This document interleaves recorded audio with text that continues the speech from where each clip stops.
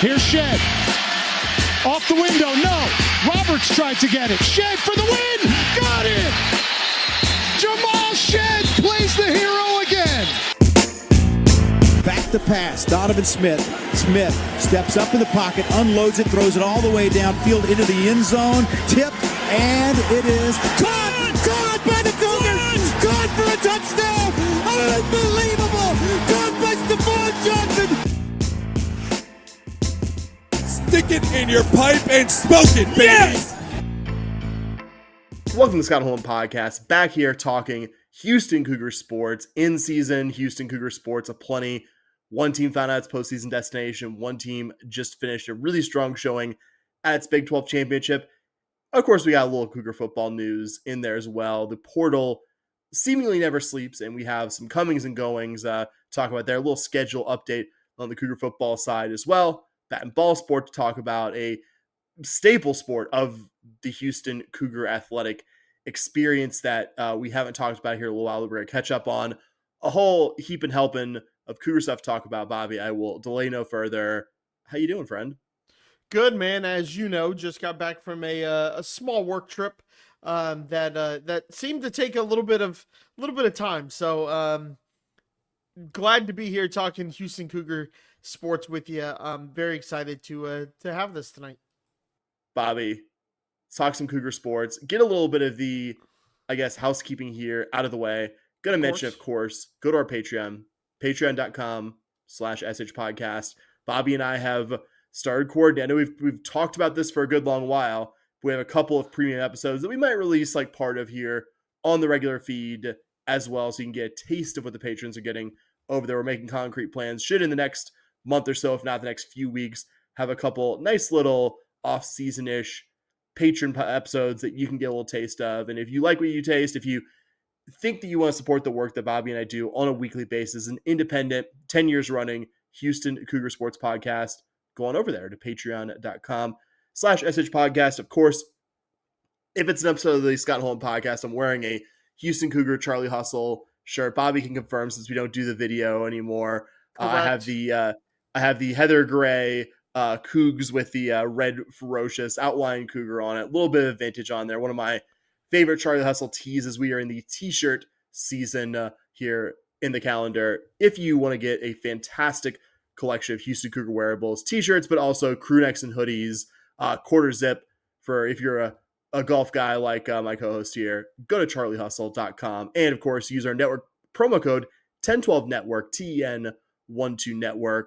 You're going to save 15% on your order, and you're going to look good wearing some schnazzy, vintage, made fresh Charlie Hustle Houston Cougar wearables.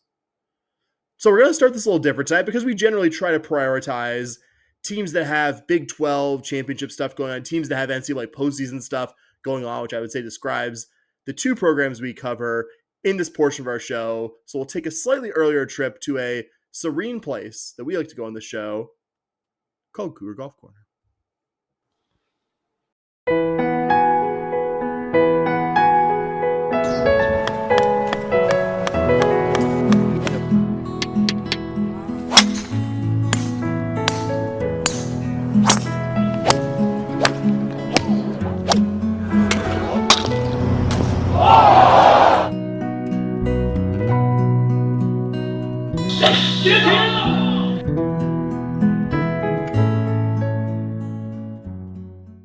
Well, welcome to beautiful Cougar Golf Corner, where we are going to start by talking about the Cougar men's golf team. Heading into the Big 12 tournament, expectations, I think Sam can confirm, we're probably somewhere in the 6th, 7th area is where we kind of were hoping and expecting.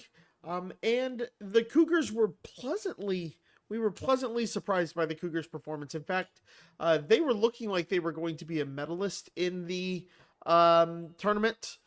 Unfortunately, Texas Tech just went crazy in the third round and took that third position from you. They jumped 4 spots, but the Cougs finished 1 off the podium in the golf tournament in the Big 12 championships. That's huge. The top 2 teams, Oklahoma State, Arizona State, absolutely ran away with it. But they're also ranked 4th and 5th in the country, so you kind of expected that. But the Cougs finished at 29 over. Third place was 28 over. Arizona State in second was 9 over. And then eventual champion Oklahoma State was 2 under. So there was a definite first tier, which were those top 2 teams. But to be near the top of tier 2 was really, really... And really, you even separated yourself a little bit from 5th place TCU, who finished at 34 over. So super excited for what the Cougs were able to pull off there. You had some great individual performances. Most notably, Wolfgang Glow comes in 3rd place. Was actually leading heading into the 4th round. Would have been really cool, but did get all Big 12 honors off of that. So super exciting for the Cougs. He goes super low. Chi-Chun Chin finishes in 17th at 8 over. And then you had Grant Doggett 26 over for the tournament. Not great. If he can kind of clean it up a little bit, if he would have been able to clean it up a little bit, you probably feel a little more comfortable with where this team was. Couple of bad days.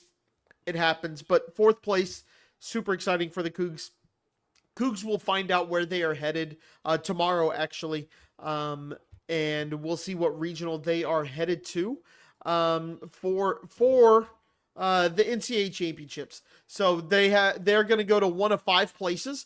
They could go to Virginia, they could go to Washington, Fayetteville, Arkansas, Nevada, so Reno, where they would be hosted by the University of Nevada, Reno. Just had to throw that in there for Sam. Since there is no video, you would have seen the smirk from Sam when I called them. I have something, but I have something for this, but I will let you finish. I'm not going to. Yeah, I'm not going to interrupt. And then they are headed. They could head to Oklahoma State at Karsten Creek Golf Club, which is one of the top golf courses in the country, or Seminole Legacy Club, which you might remember is where the women's golf team played in Tallahassee, Florida, hosted by Florida State. So they could be heading there, one of those 5 places. I would say that they are pretty much a lock to be in the tournament. They are ranked 40th, and there are automatic qualifiers as well, which I'll get into a little bit with the women's tournament that is coming up. So men probably heading to a regional, I would guess. They're going to be kind of a lower seed. It's about 12 teams. I would say they're probably going to be on the 6, 7, maybe 8 line, somewhere in there. I would lean more towards 6, 7, and the top 5 teams advance. So they won't be in a spot where if seeds hold, they'd advance. But I think they're going to have a good shot at advancing there. Sam, you want to add anything to the men's golf before I move on? I was going to your last point. I'll have more than just that, but to your last point, I would say this was a performance that probably bumped you up a seed line. Like, I think we talked about this a little bit immediately after the tournament went final, but I think this team, barring, I think, just an absolute, just awful, which, this team, that wasn't the norm for this team, but there were some kind of clunker tournaments previous in the season to this one. But I think barring a really terrible performance at the tournament, I think this was an NCAA postseason team. But I think the performance here, finishing ahead of several ranked teams, finishing ahead of 2 top 25 teams in Utah and Arizona, and being a good deal. You were 24 strokes better than Arizona, and you were 8 better, than Utah. That's a really good performance. I think it says something about how well the Cougar men did relative to you and I's general expectations prior. Like you said, I would have guessed 6th or 7th, somewhere around there in the final standings. That in real time, I would say I was very, very mildly disappointed, but a little disappointed that Tech pipped you for 3rd. But that tells you how well you had done prior to that. And that last round was still even something they did in the first round too. You said it last week when you talked about the earliest stages of the Big 12 championship. The Cougs had an awful start to their first round, and the Cougs had borderline awful start to their final days round as well. Recovered that nicely, because it looked like you were going to finish it around that. It was kind of back to the point where okay, you finished at 6th or 7th. That's not disappointing, but man, you kind of hope you saw the glimpse of something a little better. It's disappointing from where you were. You saw the glimpse of something better potentially, and that the Cougars recovered there. And again, just barely off 3rd place. I remember I was refreshing the Spike Mark page because Tech was off the course, and you had the Cougs weren't just still out there, but you had Wolfgang Glave, who you mentioned him, was very much in play to potentially win this individually and finish third. The one guy you really would have won on the course, and just unfortunately, I think a late bogey kept the Cougs from catching Tech for third, but really good performance. I would compare that as like 4th out of 16 in a championship where I think our highest realistic target was finishing third and just barely being off third place. That's an extremely successful tournament to me. I would compare this, and it's a complimentary comparison to something we saw earlier this Cougar Athletics season. Compare it to what the swimming and diving program did their Big 12 championships. The Cougs finished third in that one while being very close to Arizona in second, which was, I would say, less of a surprise than what the men's golf team just did. So it wasn't a perfect comparison, but these are both performances where the Cougar team in question maxed out what you realistically could have expected, and it finished ahead of a bunch of programs that have been in the Big 12 a lot longer than U of H. It's been cool to see now, and just under 2 seasons completed in the Big 12. Obviously, you have Cougar men's basketball as kind of the class of the league the last 2 seasons, but you also have, for one or both of these seasons, both golf programs, volleyball, swimming and diving, and track and field, also representing Cougar athletics really well in a much more difficult conference. And I think this performance is just the most recent great example of that.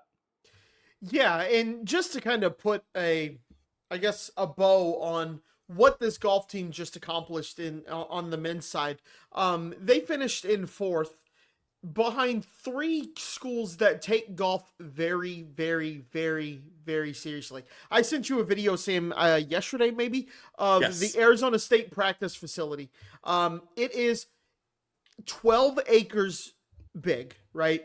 It has a 22,000 square foot practice tee. It has 3,000 square foot outdoor patio just for the team. 6 acre range with 21 target greens. It is an absurd facility. And you they blew you out, but you were able to compete with these teams. You look at Oklahoma State, like I said, they have the Karsten course. For those of you who don't watch golf and don't know who Karsten is, Karsten created Ping, which is like one of the biggest brands in golf. You've probably heard of Ping before, even if you're not into golf. You've heard of it. It's a top 100 golf course in the country. If not 100, top 150. The facilities they have there are insane. So I'd say Ricky Fowler and other like pro alums too. I mean, Arizona State has Phil Mickelson. Philly Mick. I was gonna say, how much? Quick aside, Arizona State. How much of that is that like Phil money, or did they have like a lot of? I'm not sure, but they have a lot of success. I think in that video I sent you, they have a wall. Phoenix is a big golf city, where a lot of the big companies are located too, right? That's where Ping's located. Located in Phoenix. Everyone else is in San Diego, but they have a giant picture on their wall, and the latest team to win a national title gets to put their picture up there. So like, they take it serious. I think they get a lot of money. I think Phil certainly helps and can help fundraise and things like that. But then you look at even Texas Tech. They have the Rawls course, one of the top courses in the state of Texas. They have their own Texas Tech golf course. Houston doesn't, man. I went out to that facility. It was a small facility. I was talking to Coach Las Maria, and she was like, I had to fundraise for a locker room. Up until like last year, they didn't have a locker room here. They were trekking their clubs from Houston up to Humble, like from campus up to Humble and things like that. Like, I understand that you're not going to have a course right there by campus, especially with where we're located and things like that. So I get partnering there. But like all these other schools that you just competed with, they talked about in the Arizona State video that like Phil helped design the short game area, but then they spoke with the designers of the course when it got at Papago when they redid it. And like they had influence on, this is what our team's going to need to work on. So can we make the course a little bit like this? Which is insane when you think about it. So the fact that you're competing with those 3 teams, especially that Tech where you were one off of them, with the facilities that you have, not to say that the facilities were bad, they were pretty cool, no. But when you compare them to what else is in this conference, it's absolutely amazing what they were able to pull off there. It's the pro and con, I'd imagine, of the pro being, hey, like you're in a major metro where like golf is fairly popular, so like there are good existing courses that you could partner with, but like also you're a bit landlocked versus like open land near Stillwater probably isn't a problem. But same with Lubbock, built right? from scratch, but also you had the the money to build it from scratch. The money to build it, so Yep. So moving on, we are going to talk about women's golf now, and they have found out their assignment, what regional they are headed to, and that is going to be, they are playing the Scarlet course, which Scarlet lends itself well to U of H, but they're playing the Scarlet course in Columbus, Ohio as the number 5 seed. Now, let me kind of explain how the NCAA tournament works and kind of some not equations, what's the word, some like matchups to other men's sports that we are probably a little bit more familiar with. Okay. Other NCAA sports that we're more familiar with. How this works is there are 6 regionals, there are 12 teams, and I'm keeping this like kind of easy. There are 12 teams invited to each regional, so you have 72 teams. The top 5 teams from each regional move on to the NCAA championships in San Diego this year. Now, how I equate it is kind of like baseball. So these top 72, these 72 teams that get in, that is very much a regional situation. And they call them regionals, right? Once you move past that and you go to the NCAA championships, there's a whole nother 2 cuts. So I equate this, if you make it to the NCAA championship, that's kind of like making a super. There's an extra step in here, but it's kind of like making a super regional in baseball. You're one of the top teams. You're starting to get close to the championships. Now you play 2 rounds in the championships, and after that it goes down to 16 teams. So 16 teams play the 2 rounds, the extra 2 rounds. That's where we crown an individual champion. And then after that, the top 8 teams play in a match play tournament, which definitely feels more like you are in the College World Series at that point. College World Series has 8 teams. This is an 8-team knockout tournament to determine, and they play match play, not stroke play, which is a completely different style of golf. Each hole counts as a point. Most points at the end of 18 holes wins. So versus it just being like a tally of like over and under par over the course of 18 holes. Yeah. Correct. So you can shoot a triple bogey on hole 1 and your opponent can birdie it, and you're not down 4, you're only down 1. So it's more of a 18 points. So each hole is its own point. If you tie on a hole, it's considered a wash. That hole doesn't, I mean, it counts, right? But it doesn't, it used to be each side got a point, but now everything's just like, yeah, whatever. So, and then after 18, whoever's leading, and sometimes you'll see it'll end early, so it'll be like 4-3, which means you're winning by 4, but there's only 3 holes to play. You're not going to be able to beat me. So, what the Cougs have never done is the Cougs have never made it to the NCAA championships where they are one of the top 30 teams. And this year, their ranking says they're 26. Their seeding says they're top 30. If the seeds hold, your Cougs are going to San Diego for the first time. The regional is, it's really quite funny when you go and look at all these different teams and where they're ranked and things like that. It's pretty much according to Spike Mark's rankings. Like, Houston is a 5 seed. They're playing in the number 2 region of the 2 seed. So they are ranked 26. They're a 5 seed, about 26th when you look at it. So, SMU, it's not like SMU is a better 6 seed than someone else because they're all within 4 of each other. It's all pretty close of Spike Mark. I would expect Houston has played well against SMU, beat them in a tournament at SMU's course in Trinity Forest. So in the Big 12 championships, Houston beat Kansas in the tournament. So overall, I'm pretty excited. I really hope the Cougs can hold on to their seeding here and can make that first trip to San Diego. Yeah, this program's done so much in 10-ish years of being the youngest varsity program of all the Cougar ones we talk about in the show. But that's the thing that's eluded them as a team. And I think this team has the ability to do it, and would love to have this be kind of the redemption arc of the finish to the Big 12 championship that probably left a poor taste in anyone's mouth around the team. Yeah, like, we know this team's capable of playing golf good enough to be one of the best 30 in the country. Yep, I agree. And in all season, they've shown that they are a top 30 team. Now it's time to buckle up and prove it to everyone else. Prove it when it matters. You know what I mean? No doubt. We'll jump over to Cougar football as we had some portal comings and goings. 4, I believe, incoming since we last talked about Cougar football in our most recent previous episodes. You added a couple of cornerbacks, Keeney Parks from Wyoming and Zamar Vetter from Sac State, and linebacker Jesus Machado from Tulane, and edge rusher Eddie Walls III from FIU, as well as a couple of transfers out also from the defensive backfield. Quick thoughts of the 4 guys that come in, Bobby, if you will allow me. Yeah, let's go. Parks is interesting. Played 2 seasons at Wyoming. Is out of Wisconsin originally. Should have 2 seasons remaining in the program. Led the Wyoming cornerbacks and tackles last year. 34 solo. Was second on the team in pass breakups. Had a fumble recovered, and also played a number of games his first season, but didn't record any stats. Sounds like he mostly played kind of in special teams. Mm-hmm.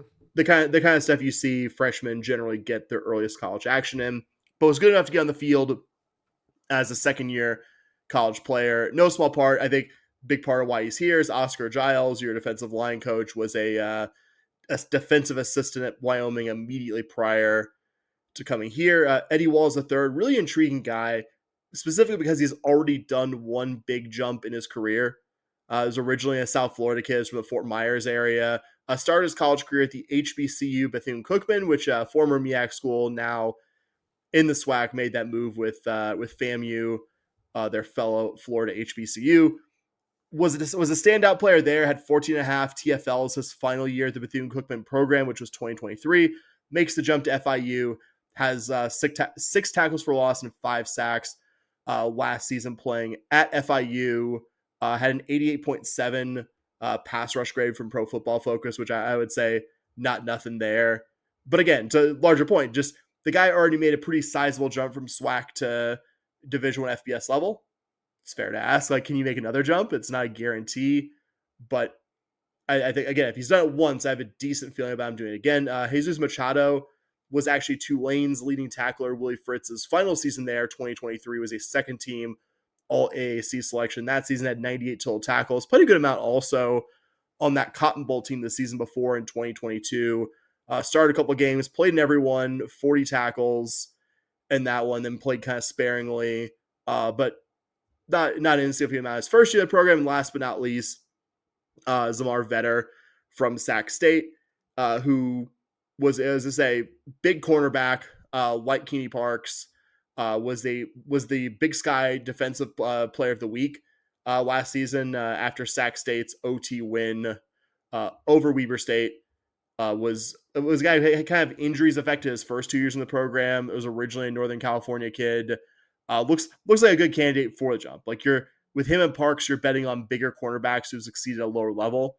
Like, you don't need all these guys to succeed, but you're just adding competition there. So I think all guys that you're counting on making a jump, statistics will tell you not 100% of these guys will, but I can look at these 4 guys and see, okay, this is what the staff's betting on. This is what the staff thinks these guys could possibly develop into. It will be for all 4 of them a slightly higher level to some degree. For Machado, pretty big jumps for a couple of those guys. Bobby, any additional thoughts on the newest 4 Cougar transfer commitments? Yeah, just want to hop on Parks real quick. A tackle machine when you look at it. 41 from a defensive back. That's pretty salty, Sam. That's pretty good there. The thing I noticed the most is when the teams he played, obviously it's a Wyoming schedule, so it's not a Big 12 schedule. To your point, you're going to have to see a jump here, but you play against Boise State, a really good Boise State team last year. 6 tackles, all solo. You kind of look versus UNT, 7 tackles, BYU, he looked like he played pretty well. Obviously, I haven't gone and watched the tape on him, I'll be honest with you, on that BYU game. But BYU, he's got 6 tackles, 5 solo, and had a pass deflection. He showed he can do it against some of the better teams on their schedule. So excited to see what he can do there. And then on Machado, I don't have much to add on what you said, except for the fact that I know he's a good linebacker, and I know he's a good linebacker because, man, on his Tulane official picture, man's got a neck roll. He's wearing the collar, baby. I'm in. And he's 99. Yeah. This is. I don't know if that's his Cougar number, but they only let you wear 99 if you're a bad MFR. Yeah. Between that and the neck collar, I'm so in. Let's go, baby. No doubt. And with him and Corey Platt, who, if you recall, missed this past season injured and missed most of the previous season injured, but had just an unreal start. I had 15 tackles or something like that in 3 quarters of the opener. It was just was looking like he was on the verge of a breakout season that year. Obviously, with both guys, health has been to differing degrees, some question, but I don't mind the gamble. You have to, if you were the University of Houston, if you're not the most wealthy NIL school, if you're not the most, recent winner, the gambles you make. And I'd rather gamble on health than character, completely hypothetically, things like that. Yeah, absolutely. Again, I think you really only need one of the two guys, Platt or Machado. But if you get both, that's great to be a healthy, high level contributor for you this year. Because you got, I think, real positive guys to replace in Michael Batten and Jamal Moore. So I think we're really strong components of your defense last season. But I think there's some good candidates there at linebacker, and I think Machado really gives you another really good answer to the questions you have there, even if the questions still do remain until you actually see the D in action. And so for the outgoing, Oh no, I was just gonna say I totally agree with your point. Take a risk on health, and hope that it pays off for you. And we had an outgoing transfer or two to talk about. One of the guys who came in for the spring semester, Keontae Scott, was from Auburn. Announced he was leaving in the last, I think, 24-ish hours. Frankly, I'm surprised that one didn't happen sooner, because it was clear Scott was following his former Auburn defensive backs coach, now former U of H defensive backs coach, Zach Etheridge, who's now in Miami. And it's a bummer because you would have liked Keontae Scott to compete for that spot to start opposite of Latrell McCutcheon at cornerback, but also not a huge surprise. A little more of a surprise. We had a freshman, or I guess it would have been a redshirt freshman defensive back, Maurice. Oh, no, actually sophomore. Yeah, he played in too many games last year to be redshirt. Excuse me. Sophomore defensive back. My notes are on there. Maurice Williams, the second, entered the portal shortly after the conclusion of spring ball. I think right after we recorded our last episode today. Committed to Arizona State. I am less certain that Williams would have competed for serious playing time next season than I would have been about, say, Keontae Scott. But also, I'm not saying he never would have seen the field. And the majority of the exiting transfers, I could look at those guys and say without a trace of bias, they wouldn't have had a huge role in next year's team. I can't say that for sure at Williams. I can't say for sure he would have, but I also wouldn't dismiss out of hand that he could have worked his way into being in the defensive back rotation. I'm not as intimately familiar with how spring practice went to say that for sure. We'll just say, I think you'd agree, promising prospect, Bobby. And again, unlike the majority of those exiting transfers, landed at a power conference program. I would say only a handful of guys leaving the Cougars did that, and Williams is one of them now. I will also note really quickly, don't have a ton to say, but backup O-lineman Sam Seacrest is transferring back to Louisville, where he started his college career. Was on the two deep most of last season, but didn't play. Didn't sound like he was going to be ahead of the incoming transfers and returning guys, so not a big surprise there. Bobby, any further thoughts on the outgoing guys? Yeah, I think the biggest thing is you felt like you lost a couple of defensive backs, and you start to question not question, maybe that's not the right way to phrase that, but you just start getting a little concerned with what are we doing at defensive back, and you see some transfers in, but you've lost some pretty good players going out, and it's kind of the fear of the unknown, I think, for some Cougar fans, that we knew that these guys were pretty good, and we got to take some chances with the defensive backfield, but nothing earth-shattering or groundbreaking from some of these transfers here. I would say we knew. I mean, it's a high bar to clear. We knew less about what Keontae Scott and Maurice Williams were going to do than obviously the two guys we talked about last week at the position, AJ Halsey and Jeremiah Wilson. I don't think it takes very much imagination to understand why those two guys left. I think also with Scott, I think it's pretty obvious that Etheridge was a big part of him coming here. Isn't from this part of the country. Mm-hmm. I would say very good chance either he ends up somewhere close to where he's originally from, Southern California, or follows Etheridge to Miami. I feel like it's got to be one of those two. Williams, I'm not sure about. I wonder if it's just like Arizona State threw an NIL bag at him just because they recruit in Texas some because they looked at him and thought, like, this guy's going to be a star. No guarantee he starts this coming season. Someone, again, I'm not saying this is what happened here, but I don't know. I'm not as clear. And I'm very curious. Like, there are some transfers when you leave and you're just like, well, I don't think you have played here. And then some where you're just like, oh yeah, like this guy's going to leave and become a star. A certain unnamed first round receiver that went to the Packers. I don't think you and I had any. I don't think you and I had any doubts that it would be a golden future for that young man wherever he ended up. And doing fine. There's those like, yeah, the guy's gonna be a stud wherever he ends up. And those like Williams, which I think I could absolutely convince myself of him going there and becoming an all Big 12 guy, and him going there and being like Alton McCaskill and like you never hear from him again. I could totally see both happening. I don't think I would weight either stronger than the other. I agree. One more Cougar football related note. I think I alluded to this at the top of the episode. We got confirmation in the past week or so that U of H would be playing Oregon State on the last Friday of September, and got confirmed today that game would be kicking off at 9:30 p.m. Central Time, which means now with this game being on Friday, which I don't think it was new news in the last week, although I think today was the actual kickoff confirmation. But now you have 4 games occurring on non-Saturday dates. You have this one, you have the Thursday night opener against SFA, the week 3 Friday night game against Colorado, and then a early November Friday night game against UCF. So fully 1/3 of your regular season games are going to be on days that aren't Saturday more than any other P4 program will this season.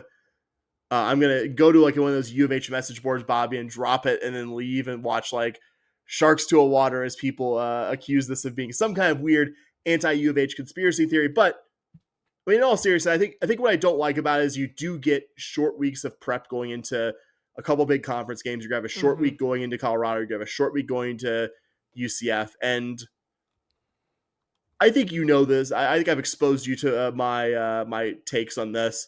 I've become more of a zealot these last several years that college football games should be played on Saturday. Again, it's not lost on me that we can you can get more eyeballs on a program that doesn't get eyeballs typically by playing the occasional non-Saturday game. But if I was college football czar, I would drastically decrease the amount of non-Saturday games out there. Like, not decrease to 0, but maybe have week 1 feature a lot more non-Saturday stuff. Because I think that's part of the week 1 charm, is that you have more Thursday and Friday night games than usual. You have the Sunday night game going into Labor Day. You have the Labor Day game evening. Like, it's a full several day thing. Wouldn't change much about that, I don't think. And then for the rest of the season, really cap it at like 2 or 3 games each on Thursday and Friday, and that's it. And just get rid of the Tuesday, Wednesday games entirely. But I mean, again, back to U of H. We played enough years in the AAC and Conference USA that we're not scared of playing some non-Saturday games, but don't love the late body clock kickoff of what could be a pivotal game against Oregon State. I don't mind it as much for Colorado coming to Houston because I think there's a good chance U of H is going to be 2-0. There's going to be a hype around that with Dion and Colorado coming to town.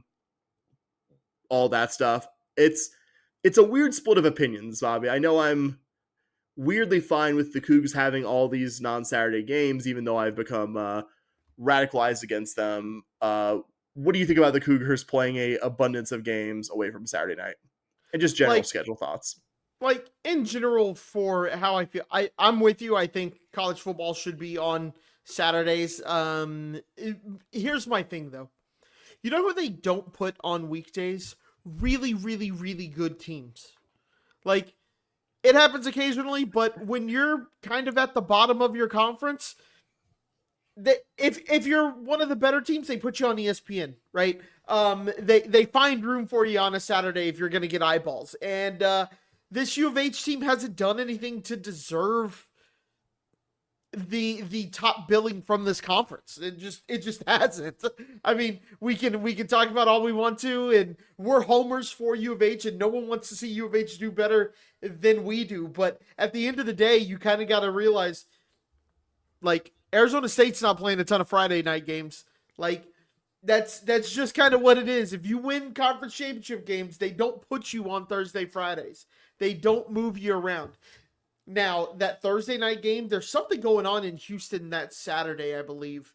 There's some big event, and that's why they wanted to move it to Thursday. At the stadium? No, not at the stadium, but it's like a big event in Houston, and they were worried that it was going to take attendance away. So, like, that's one of the... Yeah, I actually don't... I actually like having the Saturday game. What I was going to say... Yeah. What I was going to say is that if that opener on Thursday, I hate the Thursday night game, like, it sucks, but if that's kind of one of the benefits and disadvantages of being in the city that you're in. There's a ton of talent around you. There's a lot of people around you. You're going to get guys who want to transfer back home.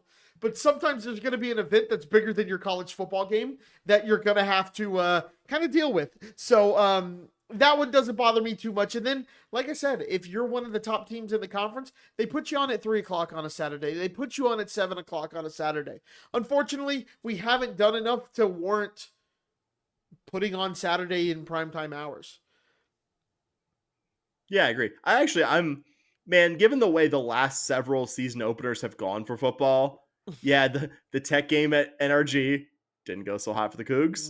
Nope. 2022, we had the instant classic that was the win over UTSA at the Alamo Dome. Again, happy to get the win, but also just like shaved years off my life. And for all the Clayton Tune heroics, a win that didn't age as well as I would have liked, even though UTSA ended up being a good win that year. Yeah. Beating UTSA in 2023, which again, happy we did it, but no one is going to list that as one of their most enjoyable U of H games they've ever seen. And then just getting grease spotted by UNLV in the opener last season. I like a game that's just going to be like extremely forgettable, boring. We're going to start the season 1-0 after 4 straight seasons of either having like just demoralizing loss or a more stressful than you would have liked to win. I want to have a week off of having any doubt about the Cougars winning a football game. Yeah, I agree. But also, yeah, wish it was more on Saturdays, but I also can't be too mad at the universe for that. Yep. And we'll stick with sports in the offseason. We have some catch up to do on. Didn't have the time to talk about them last week, but vowed to come back sooner than later to talk about them. That is the Cougar women's basketball program. First year head coach Matthew Mitchell added 3 different players from the portal to play for the Cougars in the coming season, specifically guards TK Pitts and Brianna Peguero, and forward Amira Abdur-Rahim. Quick notes on the 3. Abdur-Rahim, the player I mentioned most recently, will be playing her 6th and final college season for the Cougs. She had the COVID season and also a medical redshirt in there, so she's getting a 6th season. She's listed 6'3", played the most recent season at Texas A&M and averaged a hair under 5 points per game for the Aggies in 26 games played, average just over 15 minutes per game. 2 seasons ago, played for SMU and played for new U of H assistant coach Anthony Anderson on the Hilltop, averaged a little over 11 points and 6 boards per game, led all AAC players that season in total block shots and blocks per game. Another player with ties to SMU and Anthony Anderson is TK Pitts, originally from Tulsa. She's a big guard and started 28 of the 30 games SMU played in this most recent season, averaged 6.3 points and just under 5 boards per game. But what really caught my eye is that she led SMU in steals and steals per game and was top 4 in a really good ACC basketball conference in both steals and steals per game, which I think it really stood out to me. Definitely someone that has potential to be a lockdown defender in the Scarlet Albino. And last but not least, the one player of the 3 with some pretty significant local ties, Brianna Peguero, played her prep basketball on the Northwest side at Jersey Village, played her most recent season for the Troy Trojans, where she averaged 10.6 points per game, helped lead them to the WNIT championship game while averaging just over 16 points per game. The postseason, played 2 seasons ago at Mercer and averaged double digits there. Actually played there under new UH assistant coach Quest Webb. And in the release in our signing, Mitchell specifically talked about Peguero playing point guard for the Cougars. Bobby, none of the newest arrivals that I just talked about scream all Big 12 at me, but I could see all of them at least being a key bench role player for the coming season. And potentially better, but I see what the staff is looking for in all three. Yeah, you can definitely. We said coming into this job that heading into this with the new head coach, that this was absolutely 100% a year zero, if not year more, double zero. So you're gonna have to slowly see the build, and you hope that coaches come in and he's evaluated the talent and that he knows what he's doing. We don't know the style he's gonna run like we kind of do. Based on his press conference, he talked about we want to be exciting and all those things, but every coach says that. Even coaches who run the ball and play or don't, who have a deliberate pace when they're playing basketball and want to post up all the time, they say we want to play exciting basketball. That's because winning is exciting basketball. But really, truly, yeah, I think there's some exciting things to see here. You had Abdur Rahim, who played in the coming out of high school, was played for Notre Dame her freshman year, transfers to SMU, then gets a transfer to an SEC school. So somebody is continuing to see talent out of her, and hopefully all three of these players can come in and make a difference on this roster. No doubt. First, the departures quickly. One of the players who started most of the recent season for the Cougs, Gigi Cook, entered the portal last week. Never a surprise when a player who isn't from the area and wasn't recruited by the new staff leaves, as she committed to West Virginia today. You also had forward Malia Johnson, who was one of the big preseason injuries from before this past season. She committed to playing her final college season back in her home state of Ohio. She'll be playing for the University of Dayton. Last Cougar women's basketball thought from me, and it might not mean anything right now, but the UH women's basketball website's 25-26 roster still has potential returnees Kiera Merchant and Kateri Poole listed with the Cougars. Merchant showed, I think, promising stuff at times on a couple of not very good Cougar teams. I thought Poole was a really exciting transfer coming in from LSU. Was well traveled, but played a lot for some good teams, and would be exciting to have any or all of those players joining, which I think will be a very large group of new players, because right now the UH Online roster has 6 players. The 3 commitments we just discussed, Kateri Poole, Kiera Merchant, and also Summer Bostock, who played some kind of as a bench player on this season's team. You're getting at least 7 more players, I think, added to that roster between now and the fall semester. So I'm sure we'll have plenty of Cougar women's basketball stuff to talk about here in the coming months, Bobby. Yeah, I think this isn't even close to being done, being built here. I will just want to, in recruiting terms, just about recruiting, we're starting to see some stuff that we haven't really seen from the women's basketball team before when it comes to offering prospects. Sam, I don't know if you saw this, but we absolutely offered one of the top players in the country, number 1 in the state. It might be like a top 3 in the country players, and they're from Houston. She's from Houston, and we decided we would throw an offer out at her. And what does it harm throwing it out there? Is she probably coming here? No, but it shows that the Cougs are serious about going after very, very talented individuals. No doubt. And we are also overdue for a catch-up on what the Cougar track and field program has been up to here in about the first month and change of outdoor season.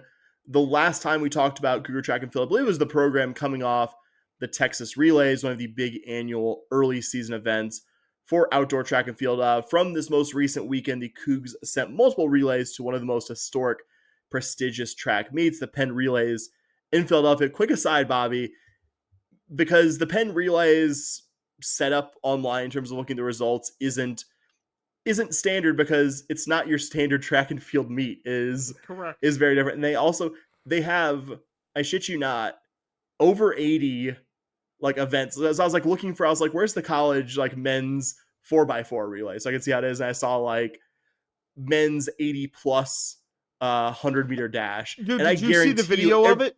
No, I haven't, but I just looked at the It's times. amazing. I'm like, obviously these guys are like, 4 or 5 seconds off the collegiate times, but like also they're 80 plus and they're only 4 or 5 seconds off the collegiate times. Like, I just can't imagine how bad these guys would dust me, dust me as an adult who like exercises several times a week. Yeah, dude, no, they have the video of like the 80-year-old 100-meter. It was floating around on one of the social media platforms. I can't remember which one. That's so it's so cool. I'll like, try to find it and send it to you. They have like the high. It's a big high school meet as well. They have the college stuff, and also have the 80 plus too. Just like that's really cool. It is. Yeah. It is one of those, like, I know I've come here and said it a few times, but like the busyness of like a big track meet, whether that's the Penn relays or like when Dustin and I went to 3 days worth of the NCAA outdoors, even if you don't think of yourself as like, oh, well, I'm like a connoisseur of track, if you can understand like, hey, this is like a short sprint, this is like a short hurdle, this is like a long hurdle, like it's a low barrier to entry to kind of understand what's going on, and like the drama of a big sprinting race, or like it was like the 400 men's finals. Like if you go to a big track meet with like big stakes, like it is really fun. Like couldn't recommend it more enough. But get to the program that I'm overdue to talk about, and not just talk about track meet experiences in the 80-plus-year-old sprinters. Cougs sent both the men's 4x1 and 4x4 relays to the Penn relays. I thought it was really impressive. A super young group for the Cougs qualified in the 4x4 finals and ended up finishing in 4th place. 4x1 finished in 5th ahead of fellow Big 12 program TCU, who was in 7th place. I think, again, you don't have, as you've been really star-studded in the relays these past several years, like there's some tough acts to follow from the last several years of Cougar track and field, but it's nice to see your 4x4 is entirely underclassmen. Your 4x1 is half underclassmen. Like you see what you're building towards here, and like you're already these guys competing at a high level. That's exciting. Like you're not top 5 or 10 in the country yet, but if you're top 25, top 30 with this much youth, like you could see this group under the tutelage of Carl Lewis, like himself, who's I think a proven not just great sprinter but great coach of sprinters. You see his group coming with the nation's best here in the next season or two, and that's an exciting prospect to me as having like an established, because it didn't. Sean Maswanyani, as much as he was an elite prospect coming in, guys develop over the time, and I'm excited to see what those guys develop into. We also had busy weekend. The Cougs competed at the Texas Invitationals in Austin. Jamar Marshall Jr. was second in the 110 men's hurdles finals. Had a top 3 fastest time in program history, and was currently tied for the 7th fastest time in the event in the entire country. In the women's side, Casey McCoy ran a time of 13.34 seconds in the women's 100 hurdles finals. Puts her in the top 50 in the country, and her best performance in her first college outdoor season. Also from the Texas Invitational on the field side, shout out Kaylee Daniel. Shout out to another UH athlete from the Las Vegas Valley. She finished second in the women's pole vault and Cougar men's high jump extraordinaire. Andrea Mita, in one of his few outdoor performances of the season so far, finished third. So far, Mita's best performance was from the earlier season Texas relays, but definitely a Cougar athlete to watch there. Bobby, any additional thoughts on or other stuff from the past weekend of Cougar track that you'd like to add? No, I think you've raised a very good point in pointing out the ages of some of this team. Do I expect this team to kind of go to nationals and compete for a national championship like they have in the past? Probably not, but you're going to see some young individuals start to get that experience, and that's super exciting going forward. No doubt. We'll mention some other notable performances in the past 2-3 weeks since we have talked about Cougar track and field on this podcast. Continuing her momentum from was a really strong first indoor season. Evgenia Panagiotou won the women's pole vault at A&M's 44 Farms Invitational. She had a best clearance of 13 feet, 11 3/4 inches, and as of recording, has the current 35th best performance in the country in the women's pole vault this outdoor season. We haven't seen much of, I would say, arguably this program's strongest athlete really argue, but the program's strongest athlete, both men's and women's, from the indoor season, Kiela Dove, has only competed a couple times since the start of outdoor season. She's only featured in 2 meets and none in the last few, but currently has the 15th best performance this outdoor season in the women's shot put from her event win at U of H's Tom Tellis Invitational. And another new name on the throw side, men's junior Kevin Grubbs has a top 30 national performance in the discus from his second place performance also at the Tom Tellis Invitational. I think my biggest picture takeaway beyond just, I think, the youth being very exciting in some key events is that U of H definitely doesn't have as many athletes who have a top 5 or 10 performance in them as they did a season ago. You had some pretty key graduations from the past couple seasons on both the women's and men's sides. But I think I'm still happy, not just with the youth, but with the just depth of events, both on the track and the field sides where U of H has potential impact athletes. And I think that's my biggest big picture takeaway from the first month or so of outdoor season, excuse me. Yeah, I think you've done a great job of covering it all, bud. And we'll just mention really quickly, the Cougs will compete next on Thursday and Friday this week at the Cameron Burrell Invitational at the Carl Lewis International Complex on the U of H campus. And we'll close tonight and stick with the spring sports. Close with the Cougar baseball, which had a 2-2 week that was, with I think both wins coming against solid opponents. When we came on the show last time, the Cougars were in progress against Lamar, rode an early offensive explosion to beat Lamar at home 11-6. Lamar's 36-11, well within the top 100 RPI, so we'll say good solid midweek win. But the main course, the weekend's Big 12 series, the Cougars took 1 of 3 against the K-State Wildcats, which I would say equaled our kind of baseline hope for what would happen this weekend. Bobby, how are you feeling after this weekend series? I mean, okay, I guess. It's hard to feel great when you lose 2 of 3, especially one that is 14-5. But what I will say is you did get the one. The offense has looked good, but it's the same thing every week. I come in here and it feels like what I talked about with football, right? Offensive line help. It just doesn't seem that the pitching is quite there. Yet again, it's not an unfamiliar thing that we have been speaking about for the last couple of seasons. I mean, you lose Friday 5-2. Your pitching does decent there. Paul Schmitz gives up 5 earned runs. That's not great, but your relievers come in and kind of finish that game out. You'd hope the bats maybe do a little bit more. That 14-5 game, you can kind of erase it. And then Sunday, I think we need to start having a discussion that if Antoine Jean was on a team that was going to a regional or a much better baseball team, we'd be having a discussion that he's arguably one of the best pitchers that we have seen come through U of H since you and I have been fans, which was the 2008 baseball season.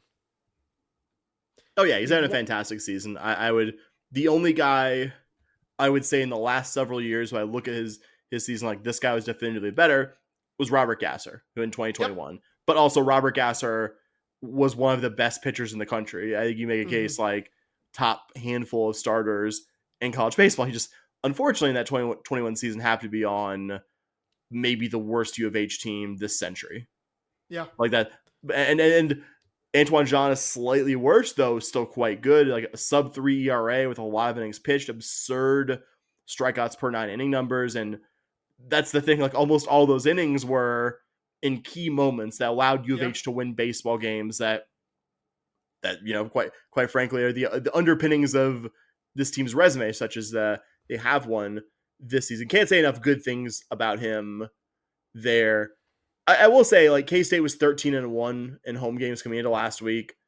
I think 1 of 3 is not a bad outcome. Like, they lost once in many tries. I don't think taking 1 of 3 is a bad outcome there. I mean, frankly, not that I think I would defend the pitching for the season. I would agree it was a major weakness. But, like, against a good K-State lineup, 2 of those games you pitched well enough to conceivably win it. Mm-hmm. You have 5 on Friday, you have 5 on Sunday. Is that elite pitcher stuff? No, but for a college baseball staff, that's more than giving your bats enough to potentially win 2 of 3 in a row, which I would say was actually, and as is a credit to, Antoine Jean on Sunday in a winning effort, but also honorable mention to Andres Perez, who's quietly become, I think, one of your reliable relievers, along with Jean and Chris Cinta and other guys here and there. He had 3 1/3 innings of scoreless relief on Friday, had 1 2/3 in the midweek win against Lamar.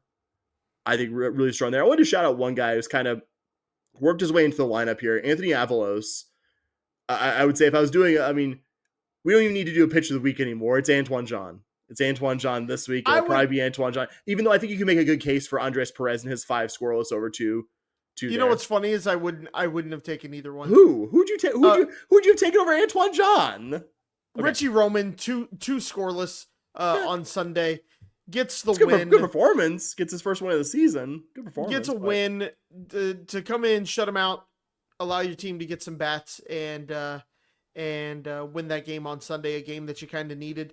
I think that, not to say Jean's performance wasn't good, like he went 6 1/3 and pitched really well. I just feel like that those final 2 innings, you get the run in the top of the 9th to take the lead, to then come in and still shut him down. I like that performance there.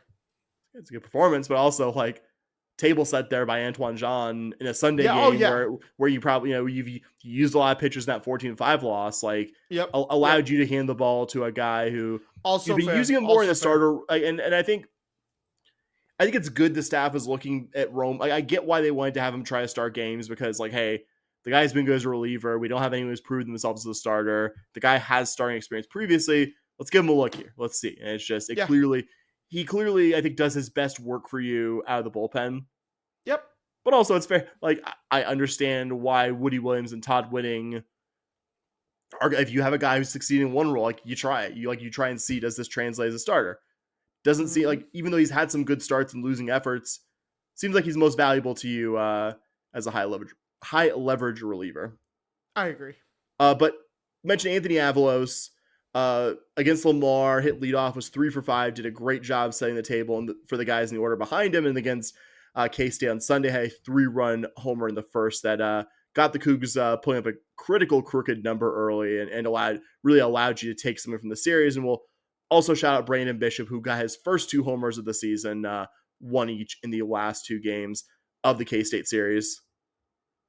Yeah, I was going to go with Avalos as well, so I think you took mine there, bud. Sorry, man. Oh, there's other contributors, like other guys who did good stuff, but yeah, I think that Jean and Anthony Avalos. Yeah, absolutely. Cougs are currently playing a midweeker in beautiful Lake Charles at McNeese State as we record. I won't go too much into it, but 4-1 going to the bottom of the 9th. Really hope the Cougars don't find a way to lose this while we're recording here, but I will focus more on not the game that you will certainly know the final 2 if you want to, if you're listening to the show, and focus on the weekend series. And it is a big weekend series, Bobby. Back at the friendly confines of Schroeder Park, you'll be taking on the Utah Utes. The Cougs are currently 2 games ahead of the Utes in the Big 12 standings. Not surprisingly, for a team that plays at some elevation, the Utah team has struggled a bit more hitting than pitching. I do have a really good hitter in senior Core Jackson, was a previous All Pac-12 selection, is having, I would say, one of the better individual seasons among all Big 12 hitters, hitting .364 with 9 homers, 35 ribbies, and 16 extra base hits. All those numbers leading his team. You have 6 lineup regulars hitting at least .300 as well. And we'll also note, Utah for the season hasn't been that bad away from Salt Lake City. They're 13-14 in away or neutral games. Took games off of Baylor and Oklahoma State in Big 12 play, but you peel back the layers of the onion a bit. 5-16 in conference play this season. If you take out their series win against BYU, which I actually wish I had attended. I had a Friday night free when I did my Utah tennis trip, and my 2 entertainment choices were basically the Jazz game in Salt Lake City or the Utah BYU series, because Utah's park is getting renoed. They play at the Salt Lake Bees AAA park. Oh, cool. And I ended up going with the Jazz game, which, I mean, it was fine, but I watched a really bad team just get absolutely hammered by the Thunder's backup. So maybe you do that one a bit differently. But to my long and meandering point here, you take out that 2 of 3 series win over BYU. This team is 3-15 against Big 12 opponents. And absolutely, Yeah, absolute minimum. Cougars need to take 2 or 3 from the Utes, and a sweep would really start to give me confidence that U of H isn't going to have to really sweat to be among the conference tournament qualifiers.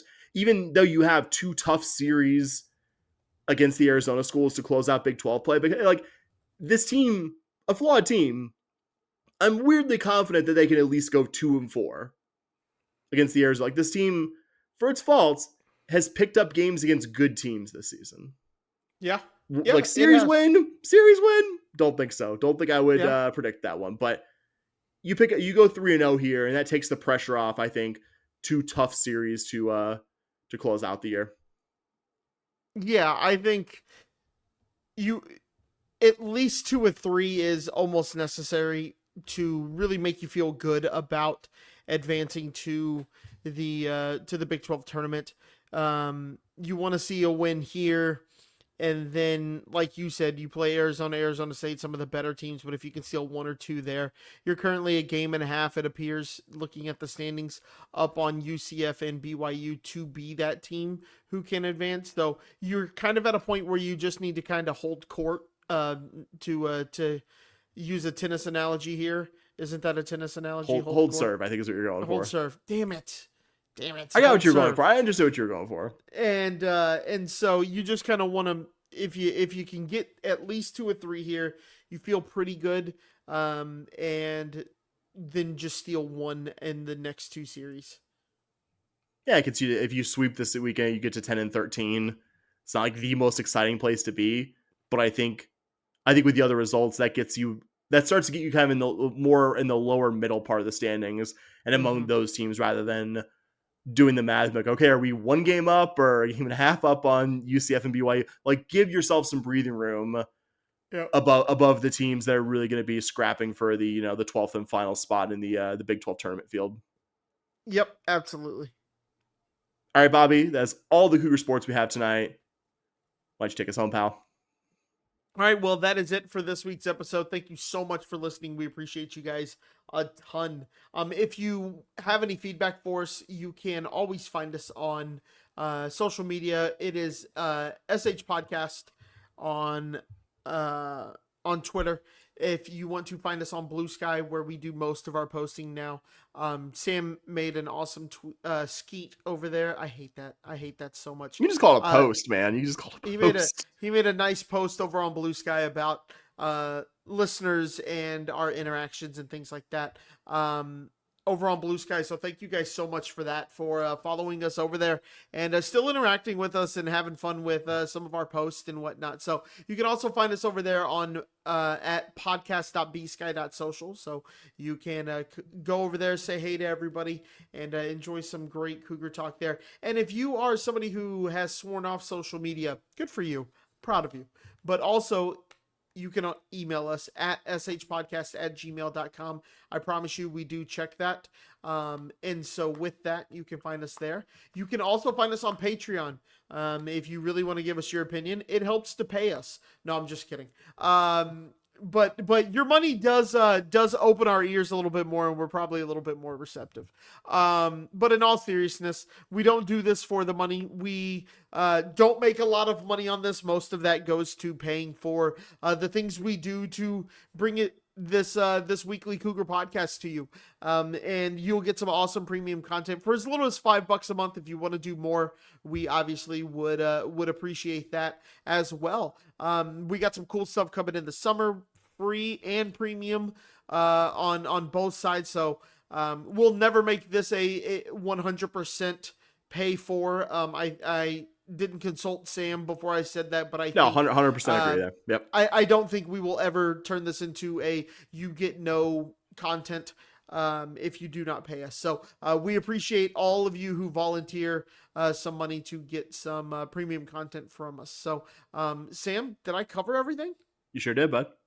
And and Charlie Hustle. Go to charliehustle.com.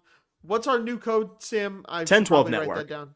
1012 Network, sorry. TN12 Network's going to save you 15% on your order.